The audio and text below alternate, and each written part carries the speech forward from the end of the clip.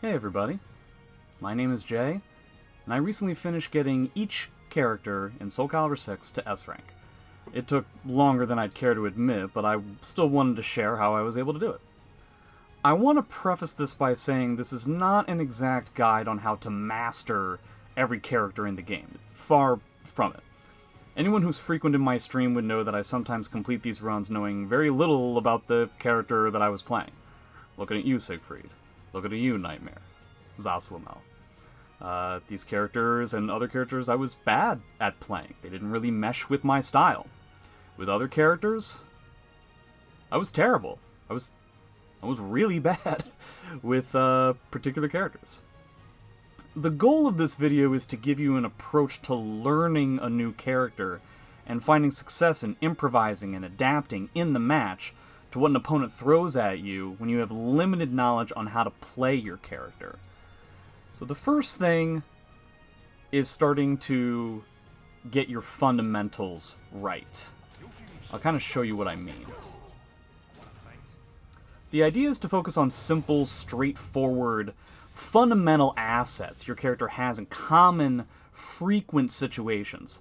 Focus on getting these simple tenets down. Get used to the spacings, where your strongest buttons are best, and simply pay attention to what your opponent is doing.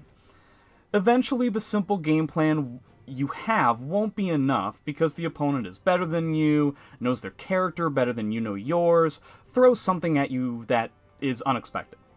If you stick with it, though, slowly but surely, asking the questions as to what they're doing that's beating you, you can figure out exactly what's causing you to lose. At that point, you can follow players that have more experience with your game plan, or with your character, to see how they handle the problem, and apply what you saw from those players and put it into your own game plan. Once this happens often enough, you'll find that you not only have the answers for most scenarios you could run into, but you'll find you have the confidence and, most importantly, the competence to come up with the answers to weird problems all on your own without having to look at other players.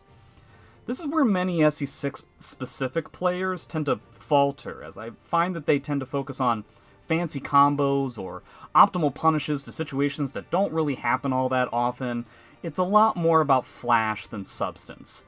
If you start at the foundations of comfortability with your character, you'll be stronger, faster, and with a lot more flexibility on how to handle difficult issues much further down the road. So the first thing you want to get down with a new character is their block punishes. Simple AAs and BBs will do, but it's always nice if you get a character-specific punish that is a bit stronger. I'll kind of give you an idea as to what I'm talking about.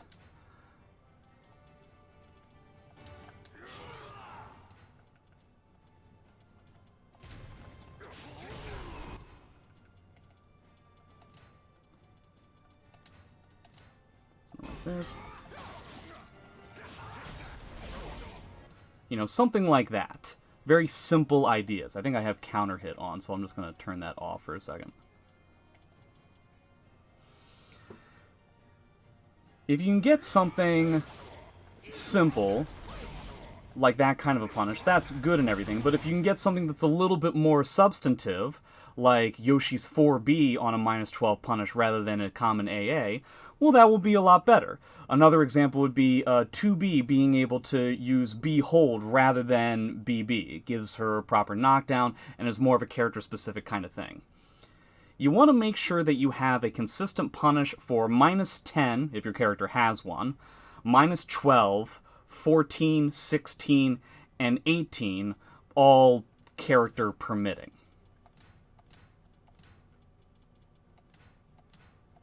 So if you got your -10, you got your -12, 14, 16, 18.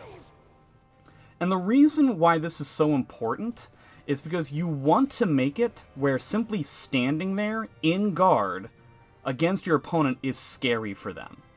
The opponent has to think that if they overreach, they're going to take a hit. And if they don't care about that, and they keep overreaching, then this fundamental strength alone could win you full games.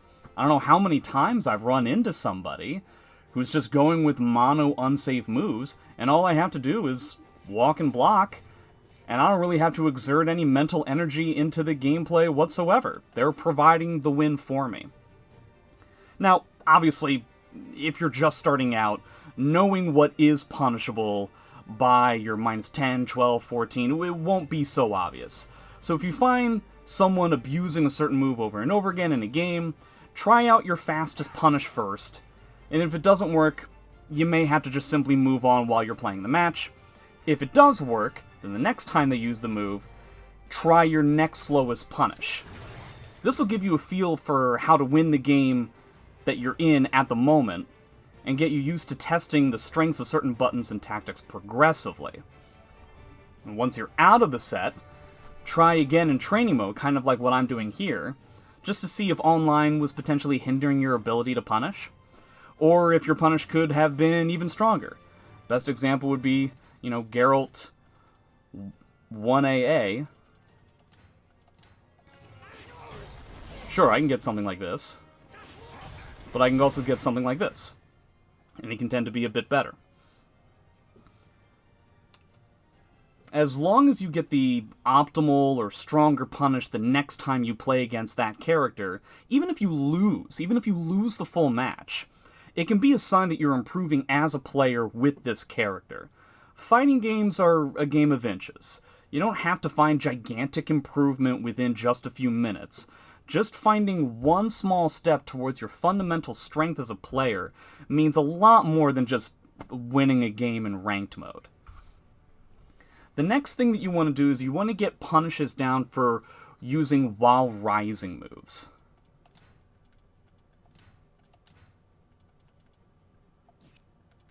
So something like that. And most importantly, grabs.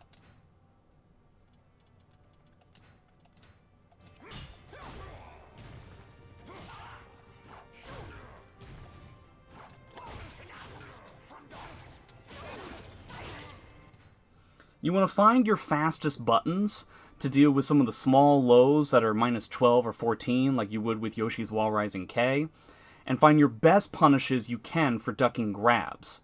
Some characters have strong specific buttons for these kinds of situations, and you get a lot more mileage out of your correct guesses with ducks if you use them. It really, frankly, means quite a lot more to get a strong punish on grabs rather than getting something that's very small. Like, yes, you can get something like that, right? But if I can get something like 6 BB with Grow, it's going to mean a lot more. Even more if I'm going to get something like that. Another good example would be Maxi. Maxi players do this all the time. Yes, you have something like this for the K.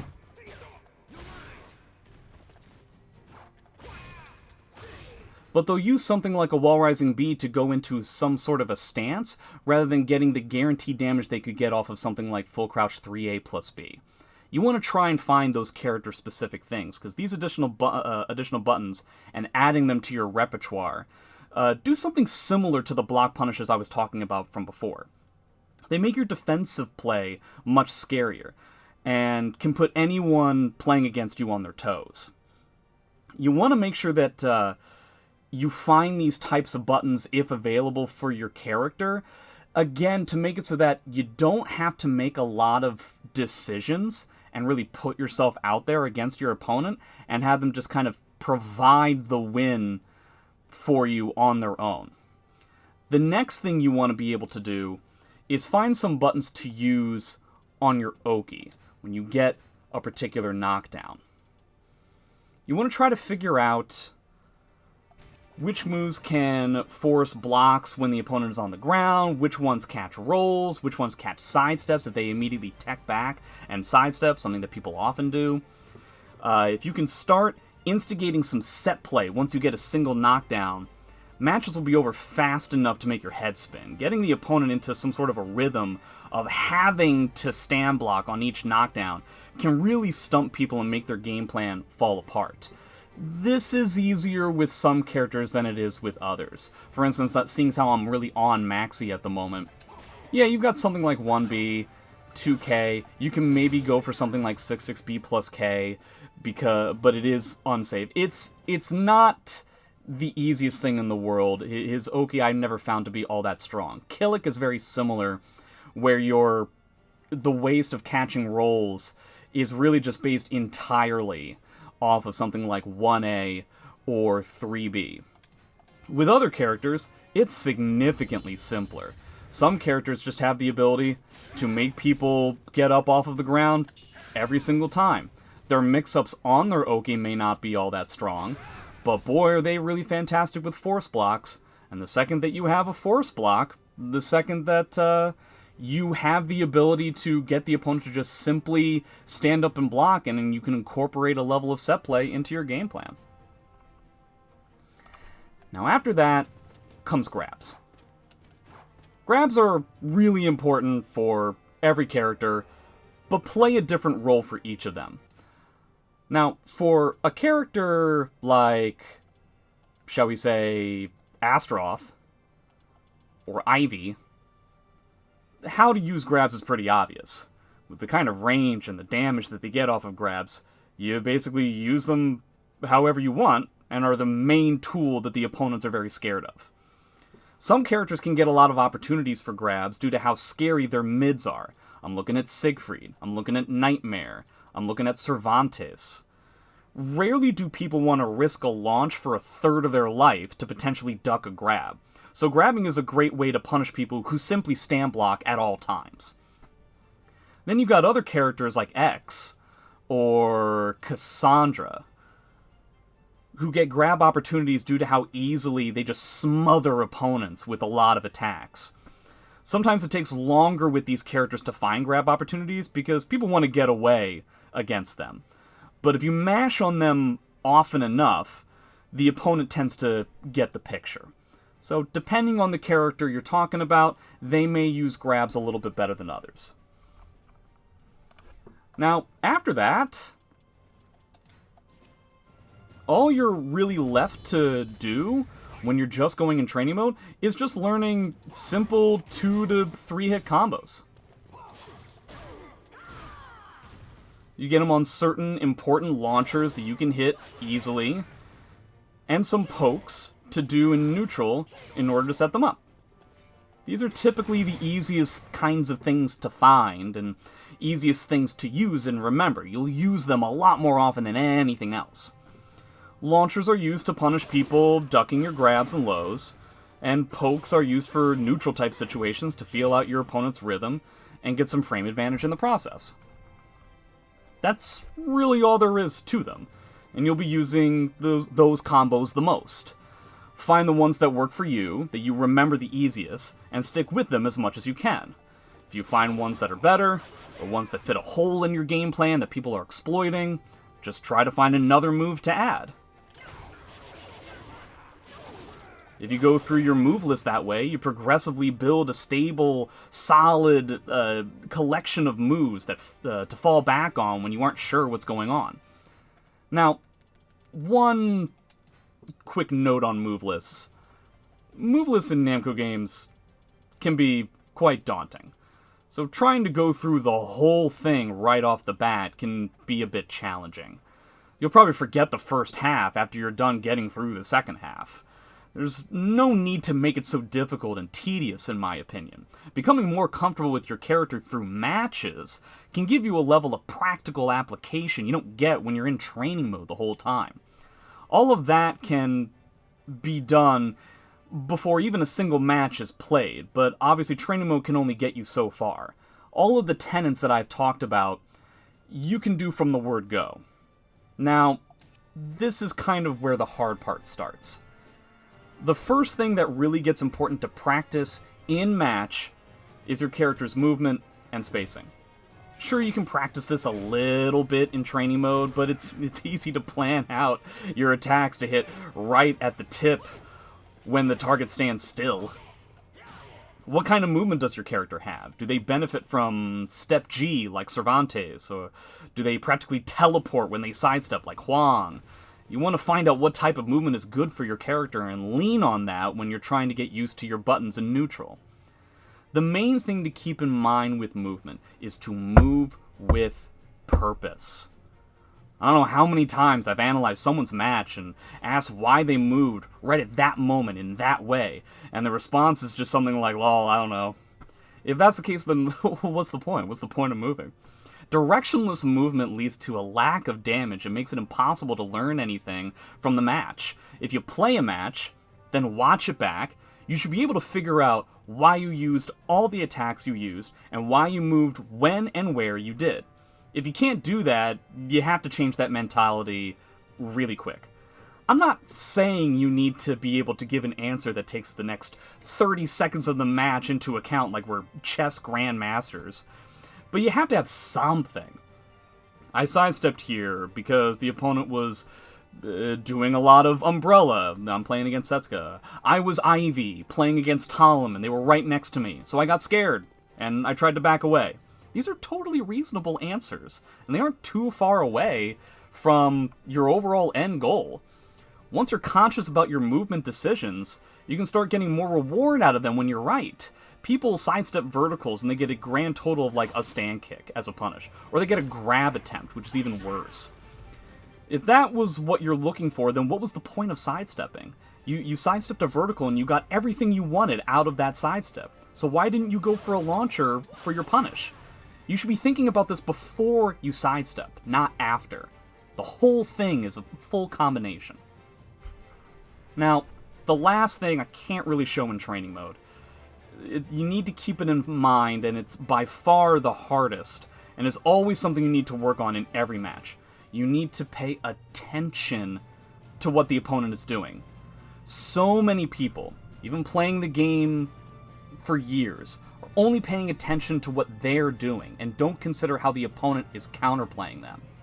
The characters in the game are so powerful and have such upsides on certain moves that people approach the game in a way that says, I'm gonna do my good stuff, and you do your good stuff, and we just see who falls down first. If that's what you want, just go outside and flip coins or whatever. The most rewarding, most satisfying thing about fighting games is having a conversation with your opponent. See how they want to play, how they interact with your gameplay, how they'll typically provide you the roadmap to exactly how to beat them. They won't respect frames, they'll constantly go for unsafe attacks, or they'll play too cautiously, and even better for you is when they never ever change their style. Once you find one of those weaknesses, all you have to do is take advantage of that pressure, and the opponent will give you the win on a silver platter.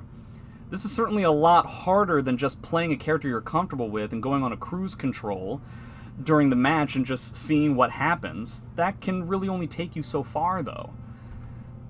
To have a fundamental game plan that will make you a stronger fighting game player across all characters in all games past and present, you need to be determined enough to actively pay attention to your opponent's responses and attitude while they play.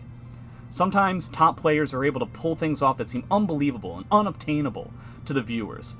Please trust me, as somebody who's been doing this a long time and it took me a long time to get any level of success, if you follow these steps and keep playing, you'll surprise yourself with how nicely things just happen to fall into place while you're playing the game. And then you'll be the one that people call a top player. It still certainly surprises me when that kind of thing happens. But if you follow those kinds of things, please let me know how it works out. If it's something that you found to be enjoyable while you're learning a new character. Now I'm gonna do a little bit of like a handful of videos on my Metafy, which will be linked down below, for specific character guides on how I got each character to S rank. So if you're interested in that, go ahead and give it a try. Do all the YouTube things of liking and subscribing if you liked it. And again, please let me know what you liked, what you didn't like, what you found to be a better use of your time, or something that you found was a good improvement after you watched this video. I'd really like to know. And I'll talk to you guys next time. Thanks very much.